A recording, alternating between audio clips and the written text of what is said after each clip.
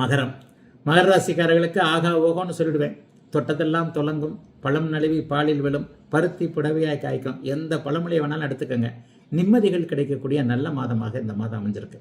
ராசியை குரு பார்க்கிறார். உங்கள் ராசிக்கு யோகர்களான புதன், சுக்கிரன், சனி 3 பேருமே மிகப்பெரிய அளவில் நல்லா இருக்கிறாங்க.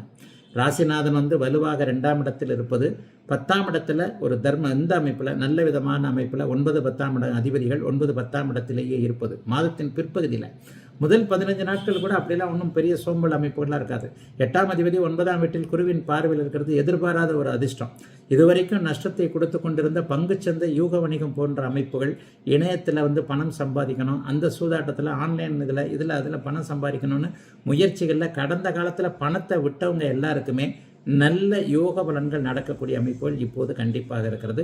ஆகவே எதை பற்றியும் கவலைப்படாமல் கடமையே கண்ணாயினார்னு சொல்லுவோம், கருமமே கண்ணாயினார்னு சொல்லுவாங்க. அதாவது தொழிலை பற்றி, கர்மம்னா தொழில் பற்றி, வேலை பற்றிய நினைப்புகளில், வியாபாரம் பற்றிய நினைப்புகளில், எந்த துறையில் பிழைக்கிறீர்களோ அதை பற்றிய எண்ணங்கள், முயற்சிகளில் இருக்கக்கூடிய அத்தனை மகர ராசிக்காரர்களுக்கும் 9ஆம் அதிபதி உச்சம், 10ஆம் அதிபதி ஆட்சி, ராசிநாதன் ஆட்சி போன்ற அத்தனை அமைப்புகள் வலுவாக இருக்கின்ற காரணத்தினால சிறப்பாகவே இருக்குங்க. 5, 9ஆம் இடங்கள் இப்போதைக்கு வலுத்திருக்கு.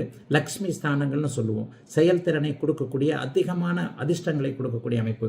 ஒரு 3 வருஷமாக அதிர்ஷ்டமே இல்லை என்கின்ற எண்ணத்தில் இருந்து வந்த, என்னடா அது வாழ்க்கையே இப்படி போர் அடிச்சு போகுது, இப்படித்தான் இருக்குமா என்கின்ற மாதிரியான அமைப்புகளில் தொல்லைகளை மட்டுமே அனுபவித்து கொண்டிருந்த, இல்லை இல்லை இல்லை எதை கேட்டாலும் இல்லை என்ற கேள்வியை பதிலையே எதிர்பார்த்து, எதை கேட்டாலும் இல்லைன்னு கேள்விப்பட்டுக்கிட்டு இருந்த, நானும் இல்லைன்னு சொல்லிக்கிட்டு இருந்த அத்தனை அமைப்புகளும் இப்போது எதையும் செய்ய முடியும் என்கின்ற அமைப்பாக மாறக்கூடிய ஒரு சுப மாதமாக இந்த மாதம் அமைஞ்சிருக்குதுங்க.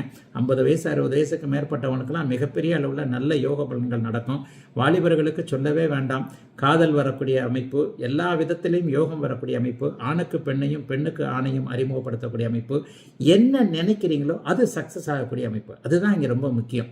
உங்களுடைய வயதிற்கு தகுந்தாற் போல எதை நினைக்கிறீர்களோ அவைகள் அத்தனையும் கிடைக்கக்கூடிய மகர ராசிக்காரர்களுக்கு அப்படி ஒன்றும் பெரிய சோதனைகள் இல்லாத, சுருக்கமாக சொன்னால் சாதனைகளை செய்யக்கூடிய மகரத்திற்கு மகத்தான ஒரு நல்ல மாதமாகவே அமைந்திருக்குதுங்க இந்த 2024 செப்டம்பர் மாதம்.